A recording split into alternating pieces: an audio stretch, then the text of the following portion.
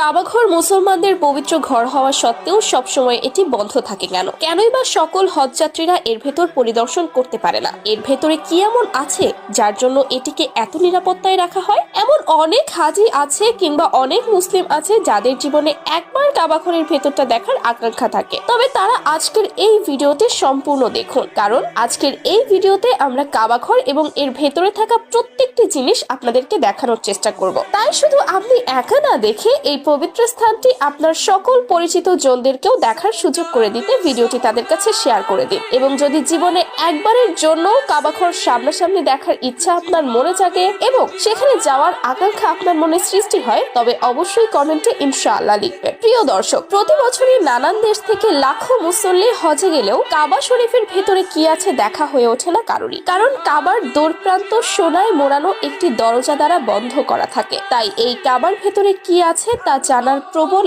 আগ্রহ রয়েছে প্রায় সবারই। ভূমি থেকে 2.5 মিটার উপরে কাবার দরজা, যেটি উসমানী খিলাফতের প্রথম রৌপ্য নির্মিত কারুকার্যময় দরজা লাগানো হয়। তবে বর্তমানে পবিত্র কাবার দরজাটি 280 কেজি খাঁটি সোনা দ্বারা নির্মিত করেন প্রয়াত সৌদি বাদশাহ খালিদ বিন আব্দুল আজিজ। মূলত কাবা শরীফে প্রথম দিকে 2টি দরজা অন্তর্ভুক্ত ছিল, যেখানে একটি দরজা ছিল প্রবেশের, অন্যটি ছিল বাহির হওয়ার জন্য, এবং এর সাথে ছিল একটি জানালাও। তবে বর্তমানে কাবার মোট দরজা রয়েছে মাত্র একটি, নেই তার কোনো জানালা। কাবা ঘরের ছাদে ওঠার জন্য সিঁড়িটিও রয়েছে বর্তমান দরজার পাশে, যেই দরজাটি পবিত্র কাবা শরীফের ডান পাশে অবস্থিত। এই দরজাটির নাম বাবর তাওবা। কাবার অন্দরমহলের দেয়ালের উপরের দিকে সবুজ রেশমি কাপড়ের পর্দা রয়েছে, যাতে কোরআনের বিভিন্ন আয়াত স্বর্ণাক্ষরে রচিত রয়েছে। কাবা শরীফের ভেতরের দেয়ালগুলো সবুজ ভেলভেটের পর্দা দ্বারা আবৃত, যেগুলো প্রতি 3 বছর অন্তর অন্তর পরিবর্তন করা হয়, এবং এর ছাদে একটি ভেন্টিলেটর রয়েছে যা দিয়ে ভেতরে আলো বাতাস প্রবেশ করে। কাবাঘরের ভেতরের একটি সিন্দুকে রয়েছে